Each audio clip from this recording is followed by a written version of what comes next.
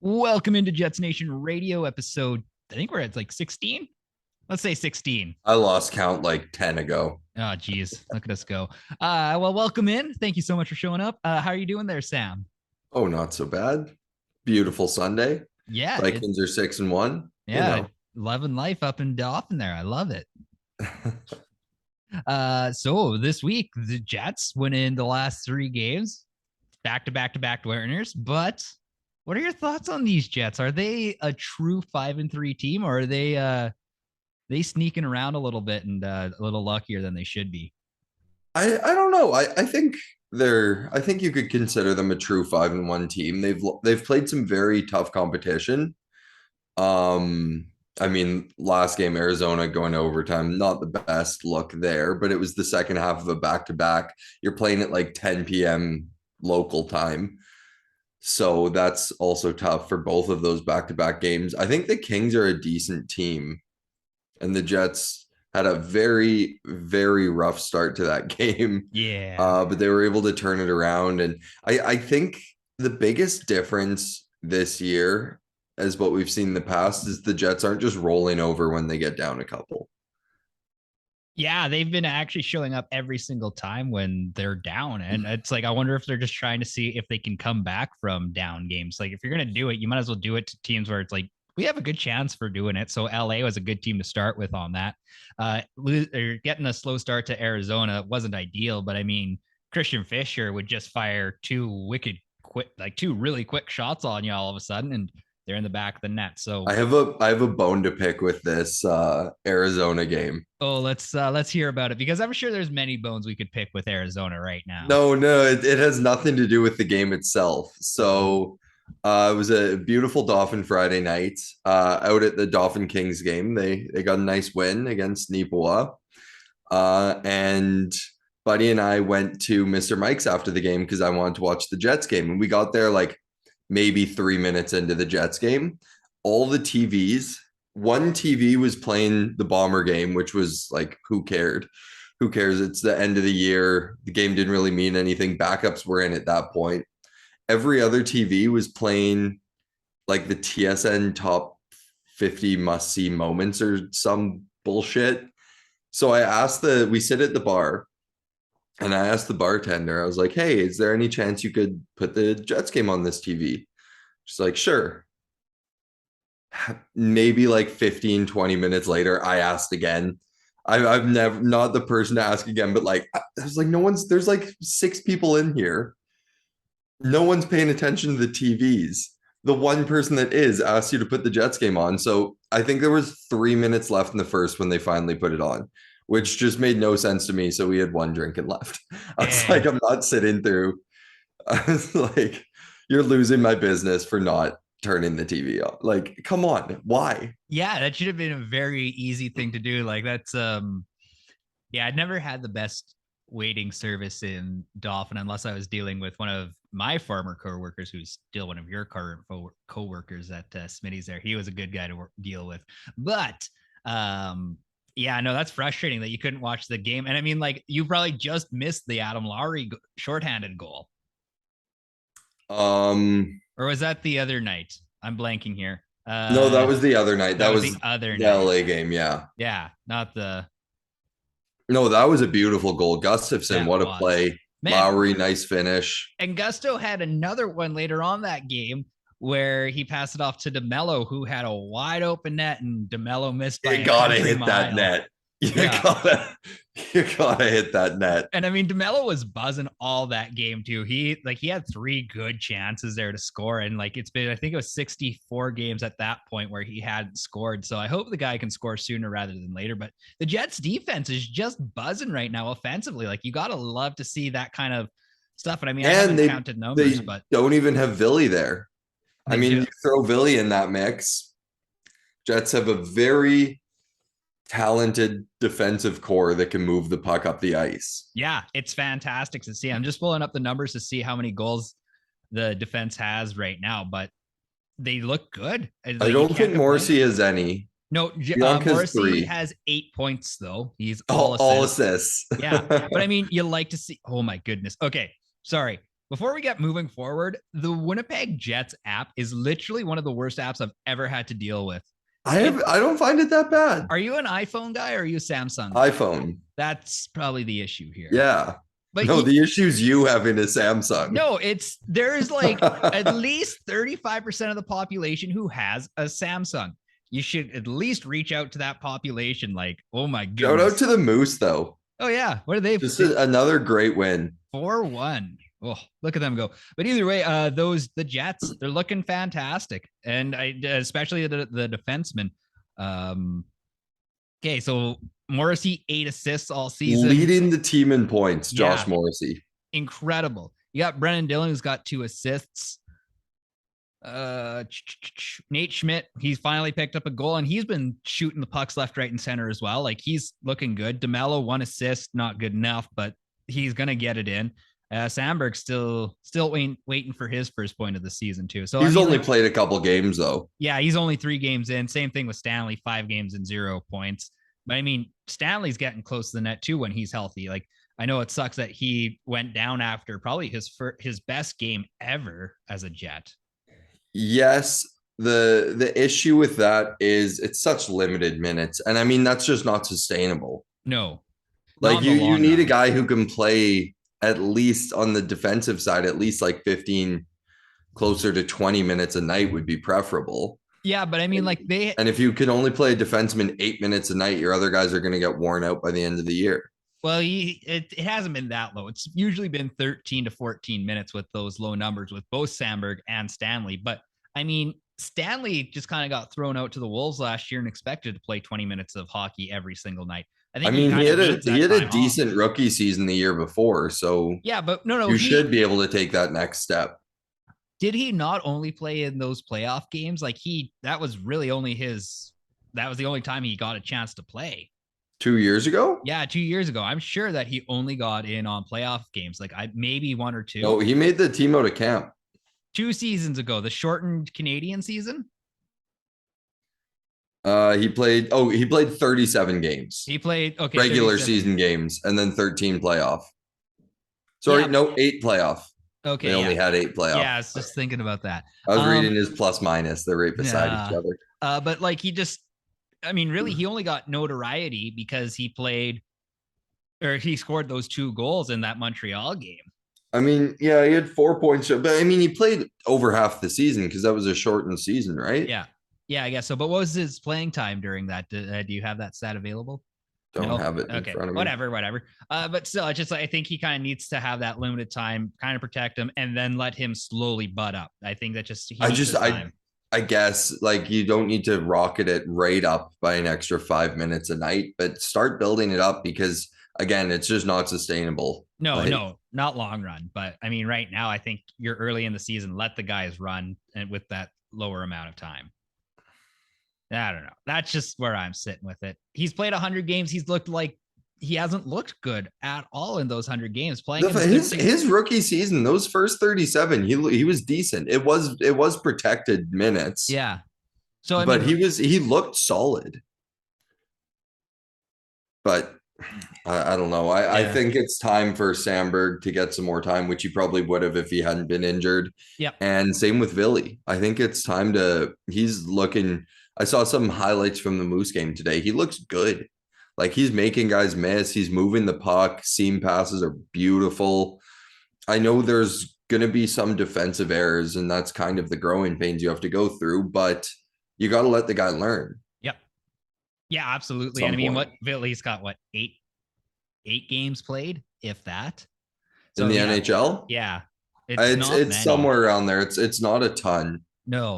No, so I mean, Ville will get his time eventually here. I mean, like just the way that the defense are playing right now, I think there's going to be an injury that comes up sooner rather than later, which is unfortunate to say, but that'll get Ville in. Yeah. As long as we're not playing Copa Bianco unnecessarily, I'm good. Ville's got 25 NHL games. 25. I still think his draft year, 2019, he played 8 games to start the season and had 5 points. Wow. In 8 games as a defenseman. And like, I get not wanting to burn a year of his contract, but you send him down to the Moose, he plays a couple, then he goes back over to Europe because he had that option in his contract, which you can't fault him for. No.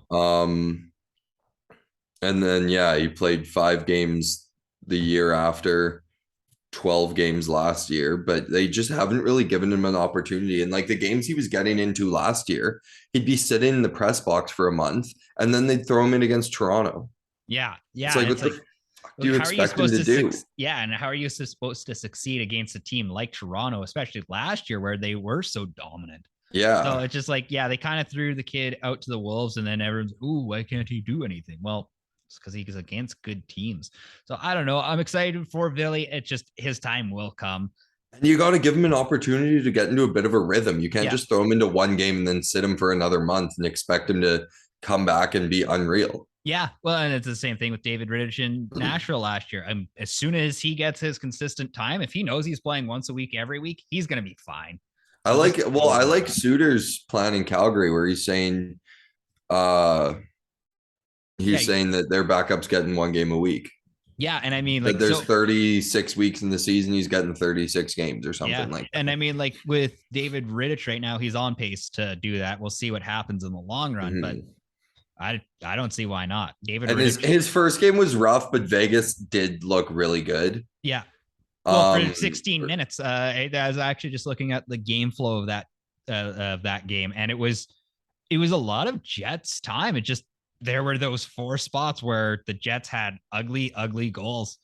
And again, I don't fault Rittich for that game. The second Eichel goal was his fault, but other than that, you can't blame him for that one. Yeah. And it's still just a weird pass from Neil Pionk. So whatever he was thinking on that one. So I'm still it should be a good game tonight in Vegas. It's going to be a great game in Vegas. We'll actually finish up this podcast talking about that. Hopefully we don't sound too wrong by the end of it, but whatever. Vegas, it's going to be a good one. And both teams are looking for their 4th straight wins here. Like something's going to take off. Jets could take top spot in the Central. In the sole possession of top spot. It's been a while since we've been there. Yeah. And I mean, Mr. Mark Scheifele looking like he could score 60 goals this year too. He's on pace for it. He's going to have 0 assists, but who cares? You don't need. But hopefully them shuffling the lines, and like Connor's just snake bit right now. Yeah. So he's struggling, but hopefully shuffling up the lines a little bit will start to get Scheifele, I don't know, some assists. The problem is, no one on that line shoots other than Scheifele. Like Wheeler and Perfetti are passers. Yeah. So Scheifele's going to just rack up the goals and not get any assists. Oh, it's going to be dumb with Scheifele on that line. And I mean, if Scheifele can win the faceoffs, then we might be in a better position. Like the Jets have only won, 42% of faceoffs as of right now? Like it's horrendous. That's bad. It's real bad. I mean, it's just not good enough, and it should get better. But I'm a little bit worried. Like the game against LA, the Jets only won 1/3 of their faceoffs. Like that was probably why they were chasing that game so hard. Where can I find what I was looking for? But yeah, no, it's just so far Scheifele's Connor's got 30 shots on net through 8 games, so just shy of 4 and shots 1 empty net goal. That's it. 1 empty net goal. And like I would say the majority of those shots have been high octane shots. Like they should be going in the back of the net. Well, I think there's like goal scorers a lot of the time are very streaky. You look at Line A, was it 2019? He had like 2 goals in October, 17 in November, and then like 1 goal in December. Yeah. So it's weird. Yeah, like that's an extreme example, but goal scorers have often throughout history been streaky at times. So hopefully Connor's just needing to find his rhythm, and once he gets 1 or 2 more, the floodgates will open. But yeah, don't love seeing the guy we were like, oh, he's got to get 40 or 50 guaranteed this year, being on pace for 10. He's costing me huge in my fantasy team right now. This is like, it's going to be Kyle Connor who does all the work. I passed on Austin Matthews for Kyle Connor. Not like that's doing just much better. Dumb. That's just stupid. I'm all for Jets loyalty, but don't be an idiot. So my thing is like Austin Matthews has been pretty delicate. So I was like, you might get more points out of Matthews, but I can guarantee more games, which was my logic. It wasn't good. It just was what I was thinking at the time. But So far, that's a tough call. it was. I regret it. I was like 50 versus 60, whatever. But yeah, no, like Connor's gonna score. He's gonna score big, and I bet you like the first night he scores, it's gonna be like a hat trick or something, or he might be getting the 5 goals. Has there been any word on an Ehlers return? Nothing since the last time we talked, but like we had discussed it last time, where it would probably be the Montreal game that we'd get Like, to see. yeah, Connor they've got back. a couple days off now, so hopefully, and I mean, the fact he traveled with the team so he could skate with them, I think is a really good sign. Yeah, and that makes a lot of sense to travel with the team. So it would either be Thursday against Montreal or Saturday against the Blackhawks. Well, hopefully we get him back. And now that they've juggled the lines a bit, what would your top 6 be once Ehlers gets back? My top 6, I would just move Appleton out and just put Ehlers in, and then leave him as is. And With then Ehlers with Connor and Dubois. Doobie, yeah, Doobie and Connor and Ehlers, and then you keep that second line of Wheeler, Scheifele, and Perfetti. I don't know. I know they didn't have a lot of time together before Ehlers got hurt, but that Scheifele, Ehlers, Connor line looked so good together. I think you definitely go back to that. And I mean, Wheeler, Dubois, and Perfetti have looked solid together all year too. Mm-hmm. They really. So have. I think you go back to that and see if they can recapture all of that. But I also wouldn't hate at some point in the year seeing my favorite line from last year: Perfetti, Doobie, and Connor. Yeah, that would be a good one. I just worry that. Yeah, I guess Doobie being on there, that wouldn't be too much of a worry. Just as long as there's somebody that's big and mean that can take care of business if somebody takes care of Perfetti. It's 2022. You don't need that necessarily. No, you don't necessarily need a goon, but you need to have a big body. Like you would need to have a Doobie. I mean, there's no one as solid on the Jets right now as Doobie is. Yeah, Doobie or Wheeler. I don't care which one, but one of those guys needs to be out there. Or, I mean, you could throw Manalainen on that line just to see what happens. What was that third line? Lowry, Manalainen, and was it Appleton? They were just or Barron. No, Barron. Yeah, that's what we were talking about. Lowry and Manalainen. They're all like 6'5", anywhere from 210 to like 235. Yeah, like it would just solid. It'd be a big, bulky line that would just mess everyone up. And I mean, I think that would be one of your true grit lines and power lines too, like where it just everyone gets kind of a spark plug there, where everyone's just like, oh yeah, we're good to go, we're good to play. Which I mean, like the third and fourth line have done so well to start this season. Anytime that I'm seeing the Jets play dead, all of a sudden you throw the third, fourth line out, and those two lines will have 2 good shifts, and all of a sudden the boys are back. Well, that's something the Jets haven't had for a long time, is a team where they can, maybe ever, a team where they can roll 4 lines confidently. Yeah. Like Gustafson looks unbelievable. Yeah. He knows how to pass. My goodness, his passing is just on point from like all the time. He looks solid. Yeah. Janssen Fjallby looks great. He's so fast. Yeah, which eventually when Ehlers comes back, who's out of the lineup? Like I'm starting to think probably Fjallby. You were thinking, I would think it's Sam Gagner at this point. Really? I love Gagner, and I know that he's a Swiss Army knife out there, but I think when it comes to it, it just the chemistry of the team almost has to come over Sam Gagner. Yeah, I mean, it's a good problem to have. Yeah, it really is. Because in previous years, we'd be like, oh, they both suck. Who do we take out? Yeah. And now we're like, oh, they're so good. Yeah. Who do we need to move out of the lineup for the time being? And it's like, I love Sam Gagner, but I think he's the guy that unfortunately has to move out. And once an injury comes back, Sam Gagner can hop in wherever he needs to and do what he's been doing. He's been looking fantastic. Probably the best pickup that Cheveldayoff has ever had. Manalainen's looking pretty good. Oh yeah, I mean, he hasn't scored Sam Gagner's 3 goals, but that's true. How do you take out the guy who's tied for second on your team in goals? Right. That's questions you got to ask. He's a power play specialist. Yeah, power play specialist. He's done well on the penalty kill with the Detroit Red Wings. he can score for you 5-on-5, and he'll get those greasy goals too. Yeah, I don't know. I think we probably see Fjallby come out, but Okay. I guess we'll find out. Yeah, I guess Thursday or next Saturday we'll find out. Hopefully. Yeah. What were your thoughts on Mullett Arena? Bad words I can't say. No, it's terrible. It's terrible. It's a shithole. Like, it felt like Doobie said the ice was good. Yeah. Perfetti said the boards were bouncy. Yeah. But I mean, the facilities are trash and no one's gonna sign there. Like, you look at the home locker room, a home NHL locker room.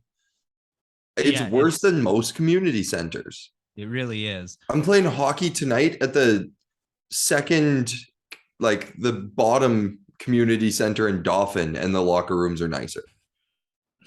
Yeah, it's kind of ridiculous. They at least have stalls. Yeah. Well, I mean, like those facilities are going to change relatively quickly, but I mean, yeah, it's are they building new ones right now or something? So I'm not sure about the home locker room, but at those temporary ones, those will be gone in 4 games allegedly.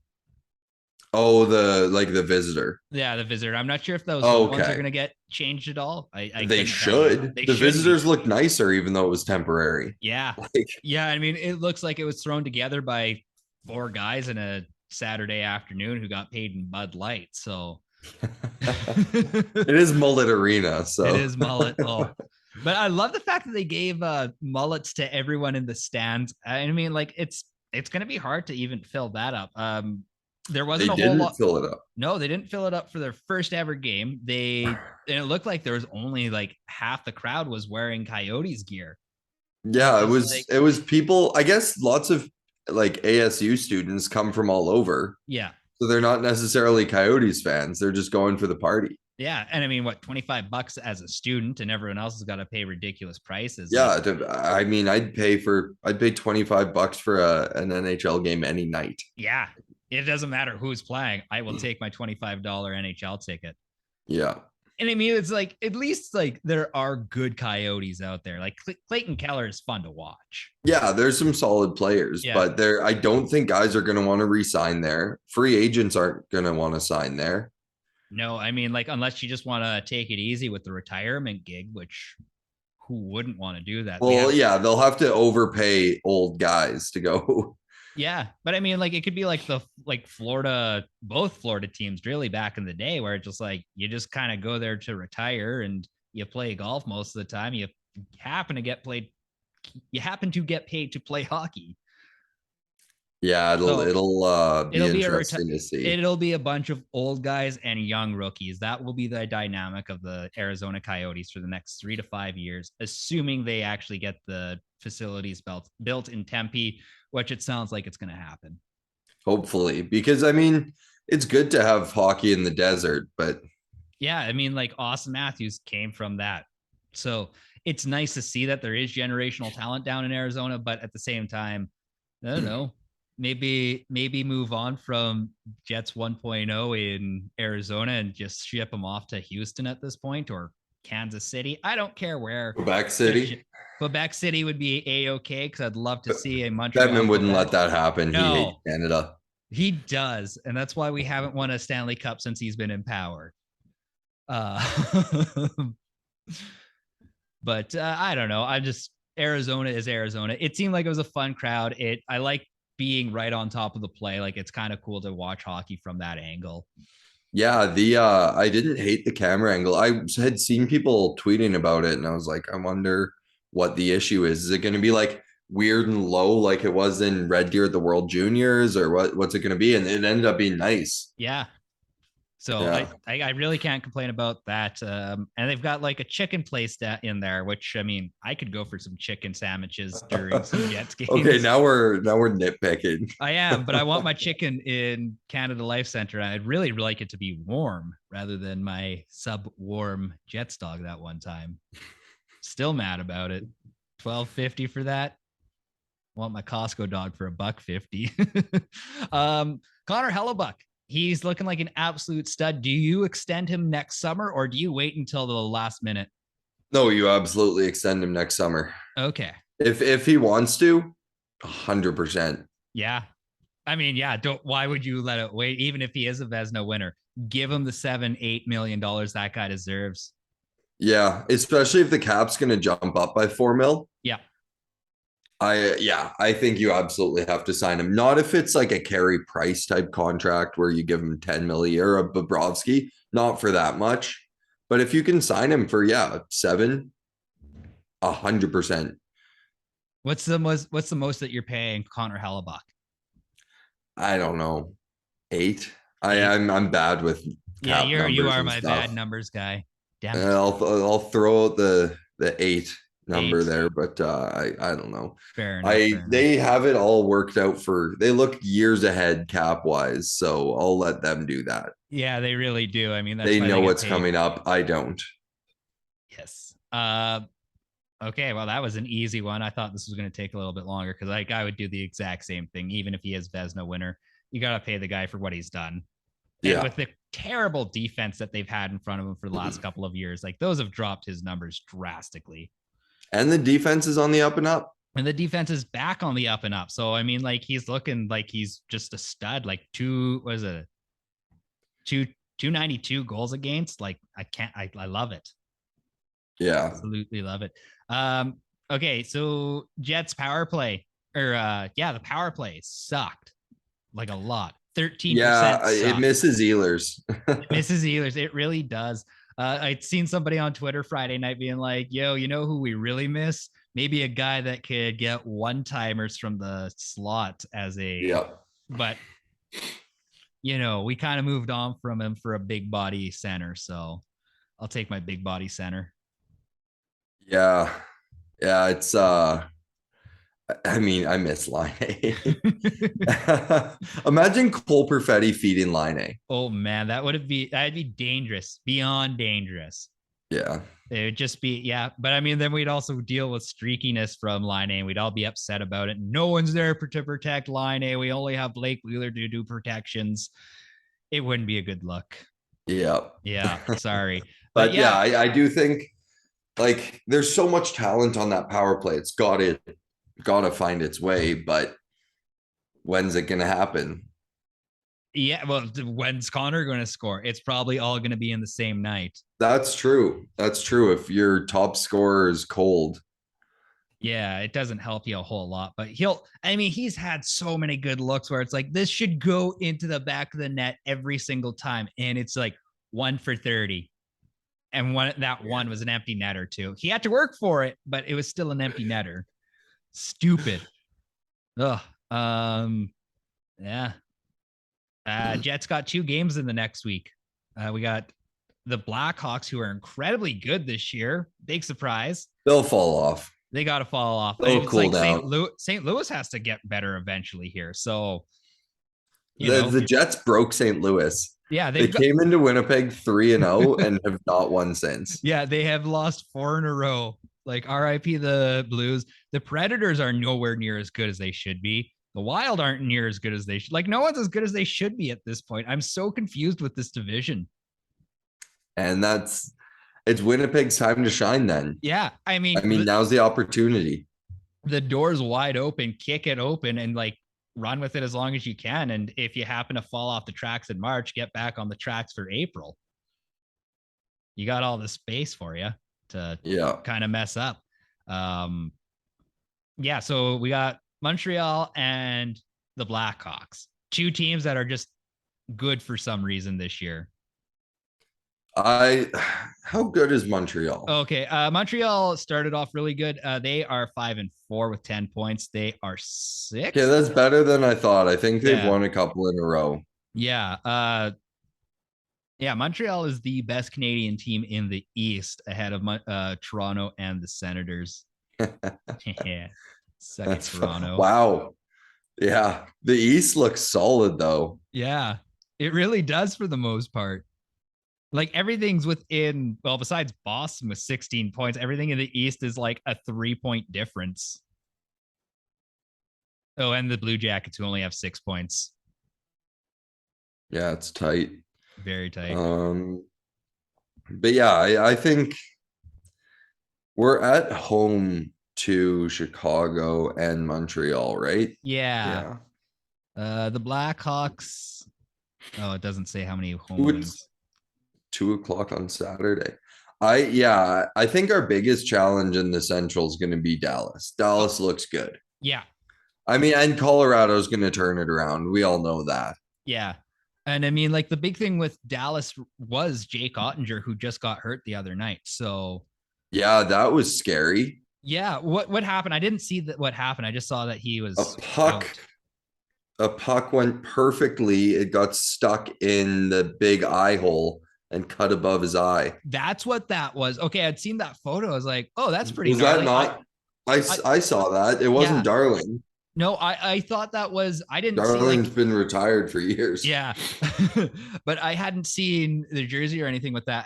But I was just like, oh, that's bizarre. That looks like it probably happened in Europe because everything real scary usually happens in Europe before it happens here. So, but yeah, I'm pretty sure that was Ottinger. Okay, so yeah, if he took a puck to the eye, like, whew, that's a real spooky one.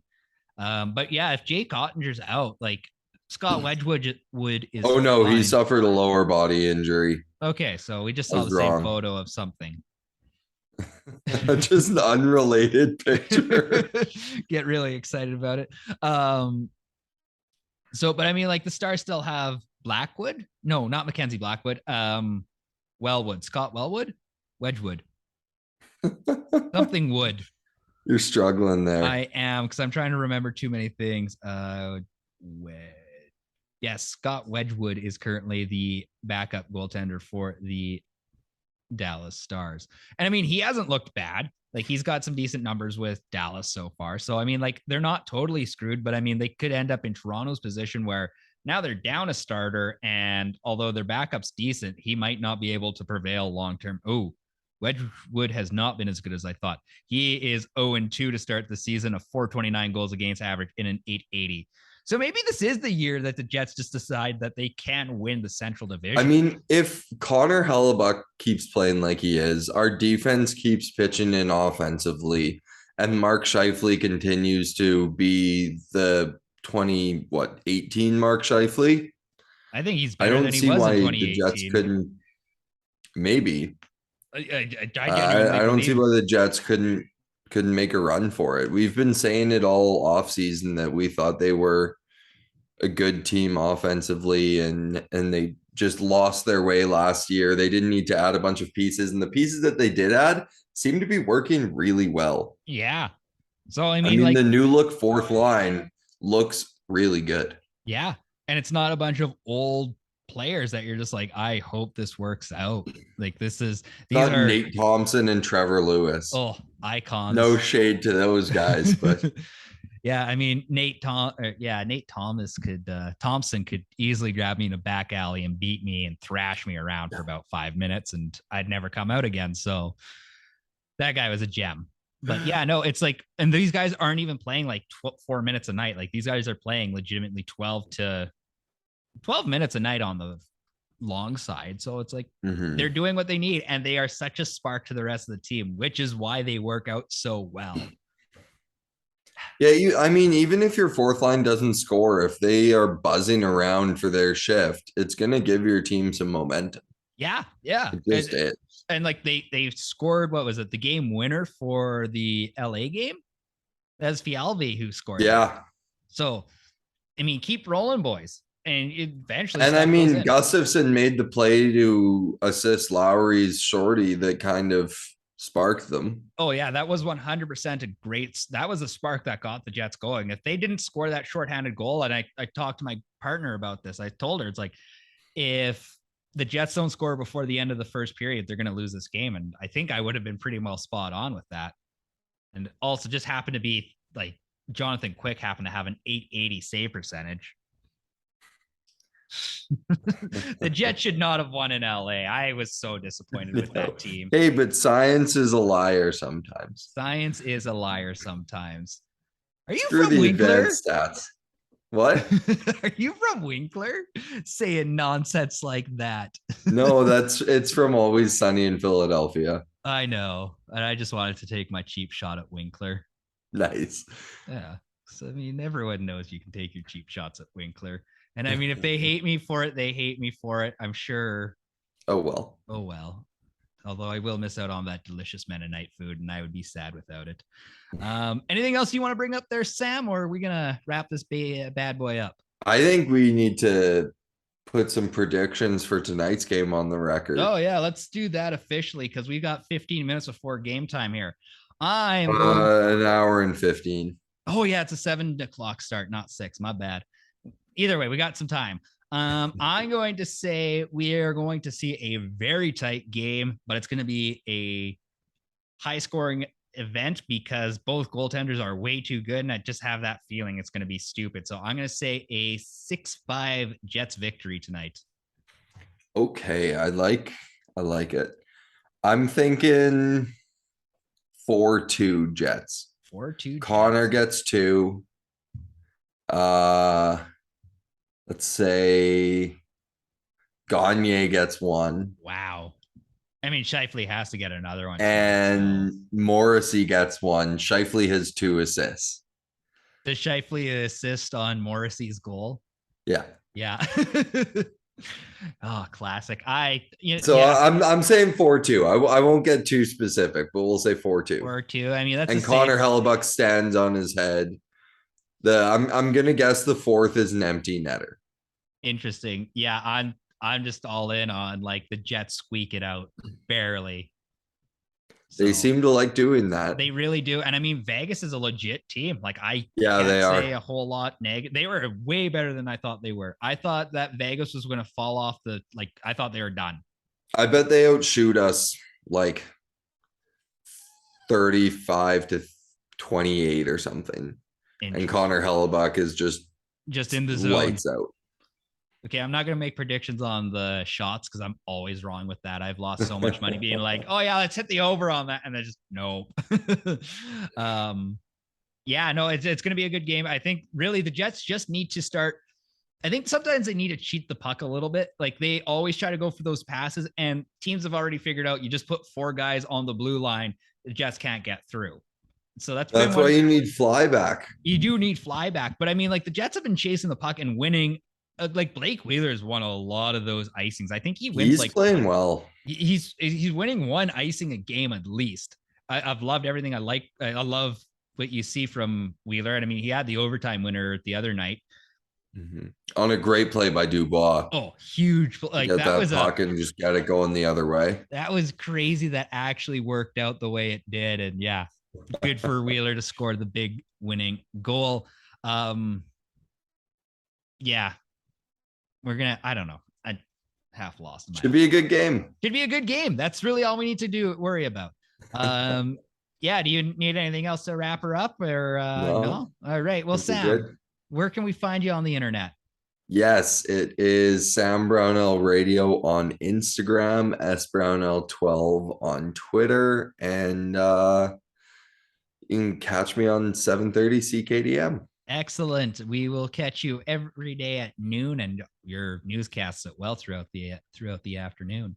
For me, you can follow me on Instagram and Twitter, Angus Hout, ANGUSHOUT.